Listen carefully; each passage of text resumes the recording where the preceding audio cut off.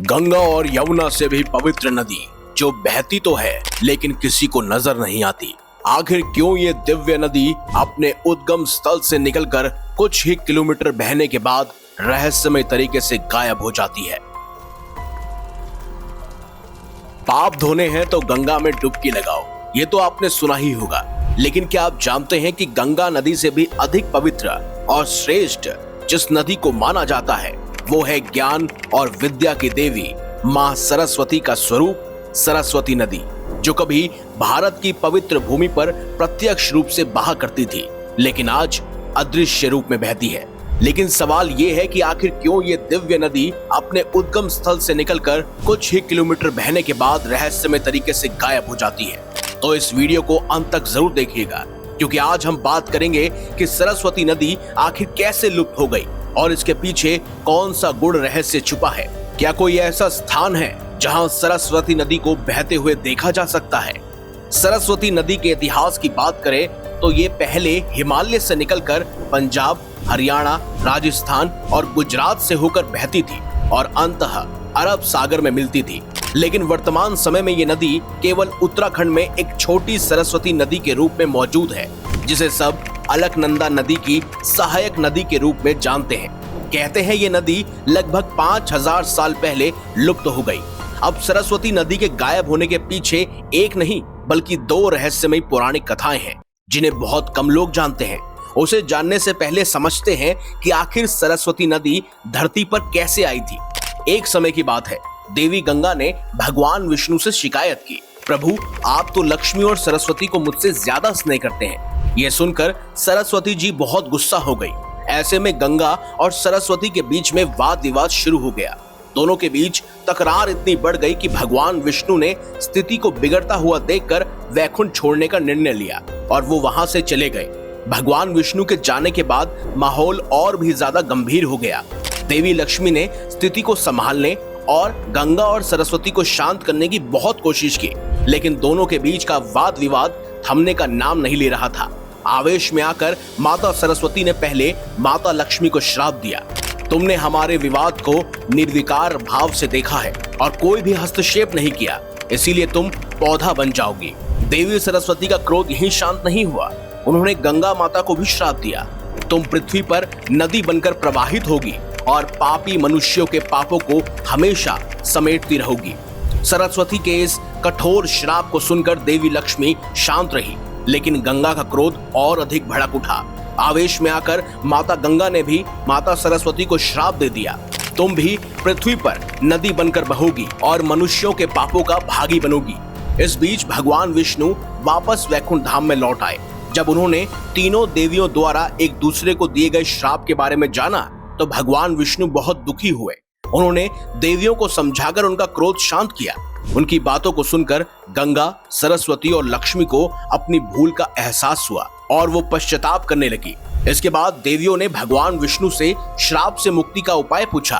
तब भगवान विष्णु ने कहा, श्राप का फल तो आपको भोगना ही पड़ेगा, क्योंकि दिए गए वचन को बदला नहीं जा सकता। समय का चक्र घूमा और जब संपूर्ण सृष्टि को ज्ञान के प्रकाश की आवश्यकता थी, तब देवी सरस्वती ने अपने एक स्वरूप को उत्तराखंड में बद्रीनाथ से दूर एक ग्लेशियर से अवतरित किया, जिससे एक पवित्र नदी का उद्गम हुआ।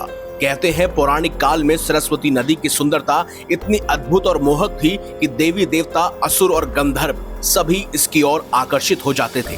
कहा जाता है सरस्वती नदी का जल इतना निर्मल और स्वच्छ था कि पूरी पृथ्वी का प्रतिबिंब इसमें स्पष्ट रूप से दिखाई देता था और इसी नदी के जल का सेवन करके ऋषि मुनियों ने वेदों की रचना भी की थी। लेकिन इतनी दिव्यता और महत्व के बावजूद सरस्वती नदी के अचानक लुप्त हो जाने को लेकर भी पौराणिक काल से दो रहस्यमय कथाएं प्रचलित है। पहली कथा के अनुसार जब पांचों पांडव अपने जीवन के अंतिम दिनों में स्वर्गारोहिणी पर्वत की ओर जा रहे थे तो उन्होंने सरस्वती नदी को पार किया, लेकिन द्रौपदी नदी को पार नहीं कर पाई। तब पांडवों ने माता सरस्वती से रास्ता देने की प्रार्थना की, लेकिन सरस्वती माता ने मना कर दिया। ये सुनकर जब युधिष्ठिर ने इसका कारण पूछा तो माता सरस्वती ने उत्तर दिया, जिस प्रकार बहते हुए जल और प्रवाहित ज्ञान को रोका नहीं जा सकता, उसी प्रकार मैं भी अपने प्रवाह को रोककर द्रौपदी को मार्ग नहीं दे सकती। भीम को सरस्वती माता के वचन बिल्कुल भी पसंद नहीं आए और गुस्से में आकर भीम ने अपनी पूरी शक्ति से सरस्वती नदी पर एक विशाल चट्टान रखने के लिए प्रहार किया ताकि द्रौपदी उस पर चलकर नदी पार कर सके। लेकिन कहा जाता है कि भीम का यह प्रहार इतना प्रचंड था कि उसी समय से सरस्वती नदी धरती में समा गई। और देखा जाए तो यह बात सच प्रतीत होती है। दरअसल ये नदी आज भी बद्रीनाथ के पास माणा गांव से निकलती है। वहीं भीम द्वारा रखी गई विशाल चट्टान आज भी ठीक सरस्वती नदी के ऊपर स्थित है और इस स्थान से नदी का प्रवाह अचानक से अदृश्य हो जाता है। ऐसा लगता है जैसे भीम के प्रहार के बाद नदी यहीं से भूमि में विलीन हो गई हो। और यही दृश्य इस पौराणिक कथा को और भी रहस्यमय और विश्वसनीय बनाता है। दूसरी कथा के अनुसार जब महर्षि वेदव्यास भगवान गणेश से महाभारत लिखवा रहे थे, उसी समय सरस्वती नदी इतनी प्रचंड वेग और तेज आवाज के साथ बह रही थी कि भगवान गणेश वेदव्यास के शब्दों को ठीक से सुन नहीं पा रहे थे। इसी कारण महाभारत लिखने में बाधा उत्पन्न हो रही थी। तब भगवान गणेश ने सरस्वती नदी से विनम्रता पूर्वक अनुरोध किया, आपकी तेज आवाज के कारण मुझे महाभारत लिखने में विघ्न हो रहा है, क्या आप कुछ समय के लिए रुक सकती हैं ताकि मैं बिना बाधा के लेखन का कार्य पूरा कर सकूं। लेकिन सरस्वती नदी ने वही उत्तर दिया जो पहले पांडवों को दिया था, जैसे बहते हुए जल और ज्ञान को रोका नहीं जा सकता, वैसे ही मैं भी अपने प्रवाह को रोक नहीं सकती। यह सुनकर भगवान गणेश और महर्षि वेदव्यास को क्रोध आ गया और उन्होंने सरस्वती नदी को हमेशा के लिए विलुप्त होने का श्राप दे दिया। कहते हैं इन्हीं दो पौराणिक कथाओं के आधार पर सरस्वती नदी के विलुप्त होने का रहस्य समझा जा सकता है। लेकिन अगर वैज्ञानिक दृष्टिकोण से देखें तो इसके गायब होने की वजह कुछ और ही संकेत करती है। वैज्ञानिकों के अनुसार सरस्वती नदी के सूखने का मुख्य कारण था टेक्टोनिक प्लेट्स का परिवर्तन, जिसके चलते नदी का प्रवाह बाधित हो गया। साथ ही बारिश में कमी और जलवायु परिवर्तन ने भी इस नदी को धीरे धीरे सूखने पर मजबूर कर दिया। कुछ थ्योरीज ये भी कहती हैं कि जब सरस्वती नदी उत्तराखंड से निकलकर पंजाब और हरियाणा से होकर गुजरती थी तो वहां के लोगों ने इसके प्रवाह को नियंत्रित करने के लिए कई बदलाव किए। नदी के मार्ग को हस्तक्षेप करना हो, बहाव को अलग अलग दिशाओं में मोड़ना हो, यही सब कारण थे कि इसका प्रवाह धीरे धीरे कमजोर होने लगा। नतीजन ये नदी आधे रास्ते तक आते आते सूख गई। लॉस्ट रिवर किताब में ये चौंकाने वाला दावा किया गया है कि राजस्थान के कई इलाकों में जब 50 से 70 मीटर गहरी खुदाई की गई तो ताजे पानी के स्रोत मिले। माना जाता है कि यही वो जलधाराएं हैं जो कभी सरस्वती नदी के रूप में खिलखिलाकर बहा करती थी, लेकिन अब जमीन के नीचे दबकर गुप्त रूप से प्रवाहित होती है। ये बात और भी आश्चर्यजनक इसीलिए है क्योंकि रेगिस्तान के नीचे नदी का होना लगभग असंभव माना जाता है। लेकिन इसके बावजूद वैज्ञानिकों को मिले जल स्रोत इस ओर इशारा करते हैं कि सरस्वती नदी आज भी राजस्थान के रेगिस्तान के नीचे छुपी हुई है और रहस्यमय तरीके से भूमिगत प्रवाह में बह रही है।